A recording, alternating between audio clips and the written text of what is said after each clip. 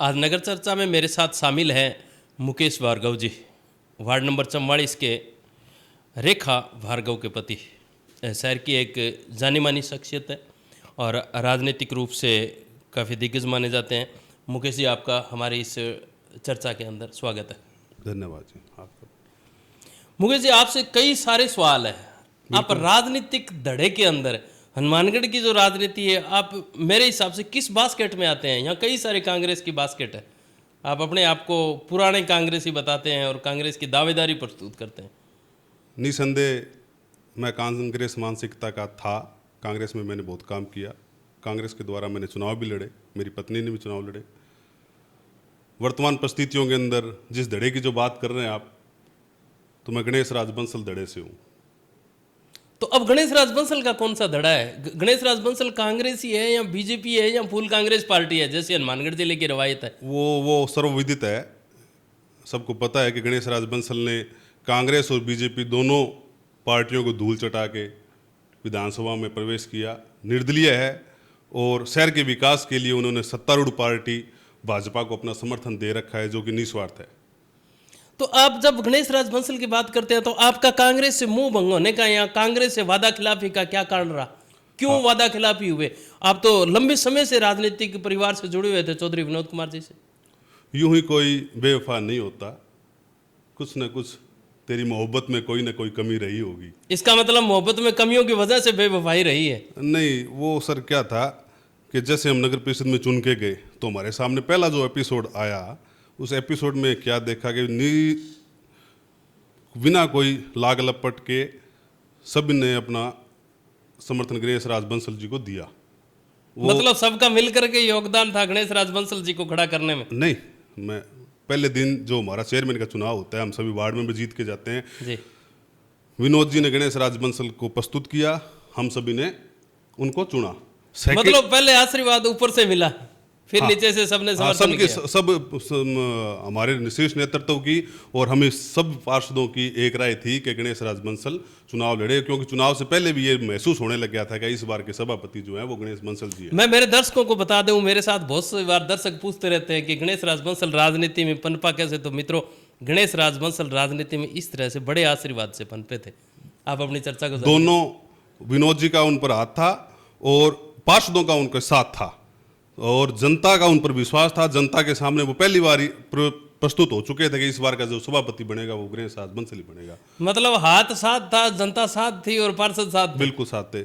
और जब आपने कहा कि भी आप विद्रोही क्यों हुए, तो उसके अंदर सर सीन क्या आता है कि नेक्स्ट दिन हमारे उपसभापति का चुनाव था।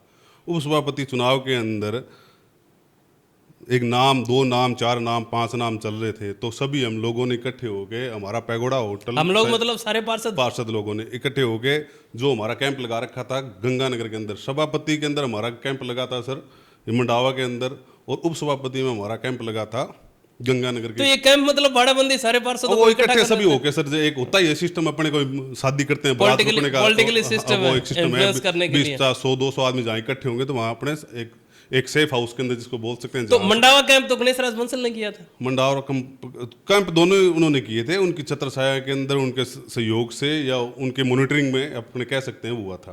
तो जैसे भी जो ये होता है हर बार ऐसा होता है। तो दूसरे दिन क्या हुआ कि सभी लोगों ने जैसे भांति भांति के नाम आए, तो सभी जो प्रवृत्त कांग्रेसी थे, उन प्रवृत्त कांग्रेसी ने कहा कि विनोद जी, ये फला फला फला फला नाम आ रहे हैं, हमें आप पर पूर्ण विश्वास है कि जो आप नाम निकालोगे वो आपके परिवारवाद से दूर होगा, जातिवाद से दूर होगा। आप परिवार को नहीं देखोगे, जाति को नहीं देखोगे, और जिसने कांग्रेस के अंदर ज़्यादा काम किया है, जो सीनियर है, उसको आप आगे लाओगे उपसभापति के अंदर, या हो सकता है आप महिलाओं को भी। इस तरह की बातें उस कैंप के अंदर आई। तो जैसे ही एक विशेष नाम उपसभापति के लिए आया तो वहाँ पर एक ब्लास्ट हो गया। तो सब लोगों में ये रोष उत्पन्न हुआ कि ये तो फिर प्योर जातिवाद हो गया या परिवारवाद हो गया, ऐसा नहीं होना चाहिए। इसकी नतीजा क्या निकला कि हमारा ही एक साथी हमसे अलग होकर दूसरे खेमे में घुस गया, उपसभापति का चुनाव लड़ा, दूसरे खेमे में जाके हमारी पार्टी में टूट हुई, और वहाँ से ये विखंडन आना शुरू हुआ। पहला दिन जो था उसके अंदर। तो ये किसका हिस्सा था? कांग्रेस निपटाऊ का हिस्सा था या बीजेपी निपटाऊ का हिस्सा था? बीजेपी निपटाऊ हिस्सा नहीं था, ना ही कांग्रेस निपटाऊ हिस्सा था। ये सुपरसीड करने का था कांग्रेस के अंदर, अपने आप को स्थापित करने का था। मनोज कौन मनोज स्थापित होता? मनोज मनोज सैनी थे, वो बहुत भी ऊपर सीनियर थे। बैरू ठाकुर थे, उन्होंने 5-5 6 चुनाव नहीं, लड़ सीनियर रखे। तो आप भी खूब है, आपके भी नहीं, सचिन नहीं, पायलट हम- के साथ रिश्ते जंग जाए ना, मीडिया बताता है।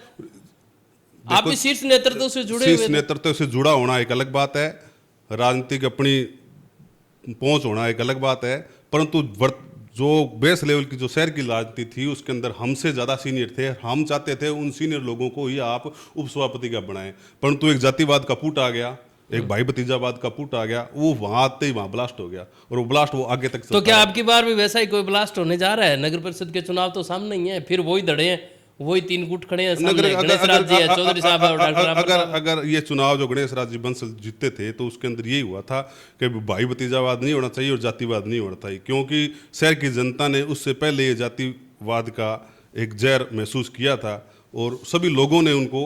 मुझे लगता है जातिवाद का जहर बढ़ा है। पर्टिकुलर एक समुदाय ने लामबंद होने की कोशिश की, बाकी जातियों ने उसको नकार दिया। आपको ऐसा महसूस नहीं हुआ? ये बिल्कुल आप सही कह रहे हो। जब लामबंद एक विशेष जाति ने लामबंद हुआ, आप जिला प्रमुख भी आप, बाकी लोग राजनीतिक पचड़े में नहीं पड़े, वो जातिवाद वाले पचड़े में नहीं हाँ पड़े। हाँ, एक जाति विशेष में आप जिला प्रमुख बनाते हो, एक जाति विशेष में उप जिला प्रमुख बनाते हो, एक जाति विशेष के अंदर आप प्रधान बनाते हो, एक जाति विशेष में उप प्रधान बनाते हो। यहाँ पर सरदार कास्ट बहुत है, आज तक किसी ने इसको प्रधान, उप प्रधान, प्रमुख, उप प्रमुख नहीं बनाया। यहाँ पर मोमडन कास्ट बहुत है, किसी ने नहीं बनाया आज तक।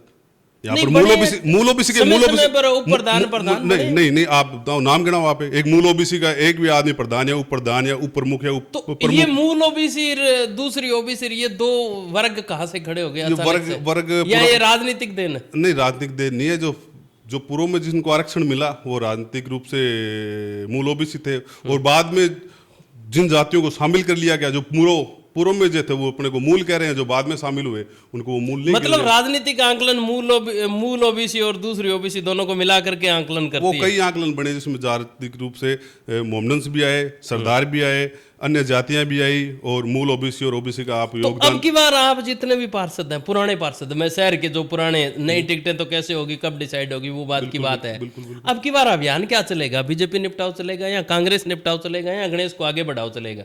तो जो हम 60 पार्षद चुन के गए थे, और पैरू जिसको कहते हैं, ये पैरू में बीजेपी पैरू में सल्ट की 3 आदमी रह गए थे और कांग्रेस में 4 पैरू पूरे कर पाए। 60 में से 53 आदमी एक तरफ हो गए थे, गणेश राज बंसल के समर्थन के अंदर हो गए थे। तो निस्संदेह सभी गणेश राज बंसल का ही बोर्ड बनाने की करेंगे। आपको लग रहा है अभी अब की बार भी बोर्ड, तो क्या बोर्ड डायरेक्ट चुनाव से बनेगा या पार्षद के चुनाव से देखो जी, बनेगा? तो क्या संभावना है? सरकार की मंशा है, जो जैसे भी चुनाव करवाएगी, चाहे डायरेक्ट या इनडायरेक्ट। डायरेक्ट कराती है तो भी गणेश राज बंसल गुट की पूर्व संभावना है, और इनडायरेक्ट कराती है तो भी गणेश राज बंसल की पूर्व। आपका मतलब येन कैन प्रकरण हनुमानगढ़ के अंदर गणेश राज बंसल स्थापित है, आप दोनों के पास कोई विकल्प नहीं है, कांग्रेस मैंने और कहा मूल बीजेपी। पैरों में आपने सल्ट जो गए। शब्द मूल लिया, मूल बीजेपी मतलब डॉक्टर राम प्रताप, और मूल कांग्रेस मतलब चौधरी विनोद कुमार, दोनों के पास गणेश राज बंसल का कोई विकल्प नहीं है। विकल्प होता तो एक निर्दलीय आदमी 90,000 वोट कैसे छू जाता जी। और अब उसकी ग्लोरी के अंदर कहाँ कमी आई है? कौन सा काम में, मतलब कि पहला 1 साल पूरा नहीं हुआ और लगभग 325 करोड़ रुपए तो इस नहर के लिए ले आए।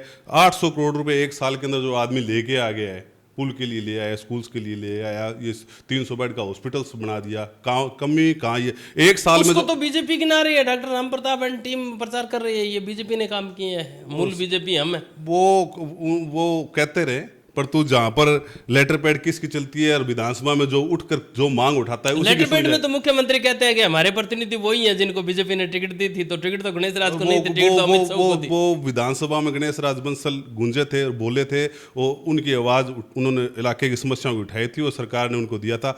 वो निस्वार्थ समर्थन देने का कारण यही था, निस्वार्थ समर्थन उन्होंने दिया और उसके बनिस्पत अपने को चीज। एक दृश्य और देखा मैंने अभी 2 दिन पहले, केवड़िया के अंदर भारतीय जनता पार्टी के जितने भी चुने हुए प्रतिनिधि हैं उनका प्रशिक्षण हुआ है। तो वहां चुने हुए प्रतिनिधियों के अंदर निर्दलीय प्रत्याशी भारतीय जनता पार्टी की मीटिंग के अंदर दिखाई दी, आपने भी वो तस्वीरें देखी होगी बिल्कुल जी, बिल्कुल देखी। जो गुजरात के केवड़िया से आई है, 3 दिन का वो अभ्यास एक चला फोटो था, आपने उसके बारे में आपकी क्या राय है? उसमें फोटो में साफ संदेश दे रहा था कि वो फोटो दिखाई दे हाँ, रही वो है फोटो संदेश देने के लिए वो दी है, संदेश वास्तव में ऐसा हुआ? वास्तव में वो फोटो थी, एक AI मैनिपुलेटेड फोटो नहीं थी। एक तरफ तो अपने मुख्यमंत्री जी बैठे हैं और एक तरफ विधानसभा के जो भारतीय जनता पार्टी के हाँ, अध्यक्ष वो बैठे एक हैं, सामान्य अभ्यास वर्ग था। उनके बीच के अंदर गणेश राज बंसल बैठा है कि दाएं बाएं सरकार बैठी है, बीच में वो बैठा है, तो उनका कद वो फोटो बयां कर रही है, उनकी ताकत वो फोटो बयां कर रही है, उनका अस्तित्व मतलब राजनीतिक रूप से एक साफ सुथरा स्पष्ट सुसंदेश देने का प्रयास किया गया है। बिल्कुल जी, बिल्कुल। और वो ताकत थी तभी वो लेके गए, और किसी को क्यों नहीं लेके गए।